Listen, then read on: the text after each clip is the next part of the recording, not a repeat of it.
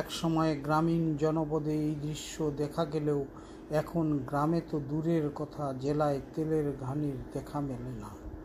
তবে 50 বছর ধরে জীবন জীবিকার একমাত্র অবলম্বন হিসাবে গ্রাম বাংলার ঐতিহ্যবাহী ঘানি শিল্পকে আজও আঁকড়ে ধরে আছেন জেলার আটোয়ারী উপজেলার তরিয়া ইউনিয়নের সুখ্যাতি গ্রামের দুই ভাই শামসুল হক ও সলিম উদ্দিন। আমি প্রায় 50 বছর থেকে ঘানি মারি, সরিষা মারাই করে তেল বিক্রি করি। এটা দিয়ে আমি সংসার চালাই বা হাট বাজারেও বিক্রি করি, বাড়িতেও বিক্রি হয়, বিভিন্ন জায়গায় যায়, ঢাকা শহর যায় বা বিদেশেও যায়। এরকম লোক আছে আমাদের এই দিককার, বিদেশে ও বিদেশেও নিয়ে যায়। বর্তমানটা 300 টাকা কেজি বিক্রি করি। ধরে রাখেনি তাদের ঘানির খাঁটি সরিষার তেল স্থানীয়ভাবে দারুণ জনপ্রিয় হয়ে উঠেছে। সুখ্যাতি গ্রাম ছাড়াও আশেপাশের কয়েকটি গ্রামের মানুষ এখান থেকে সরিষার তেল নিয়ে যাচ্ছেন। ঘানি প্রাচীন বাংলার তেল উৎপাদনের একমাত্র অবলম্বন ছিল। একসময় ঘানিতে ভাঙ্গা সরিষার তেলের সুগন্ধিতে আশপাশ মৌ মৌ করত।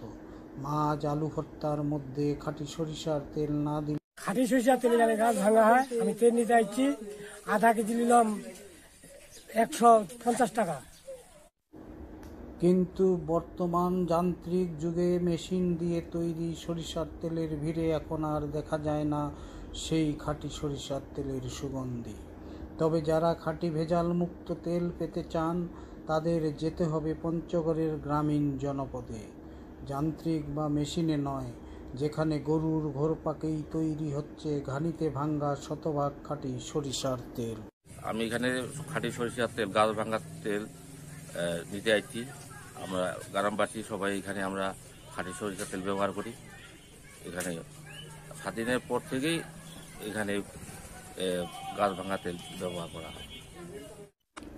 বর্তমান বাজারে যেখানে প্রতি লিটার সরিষার তেল মান ও ব্র্যান্ড ভেদে 180 থেকে 240 টাকা, সেখানে শামসুল হক ও সলিম উদ্দিনের ঘানির তেল বিক্রি হচ্ছে প্রতি লিটার 300 টাকা দরে। তাও ক্রেতাকে আগাম বুকিং দিতে হয়। তাদের দুটি ঘানিতে প্রতিদিন 10 থেকে 15 লিটার তেল উৎপাদিত হয়।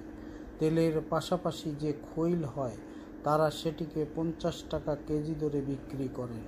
এতে তাদের সচ্ছলভাবে চলে যায় সংসার।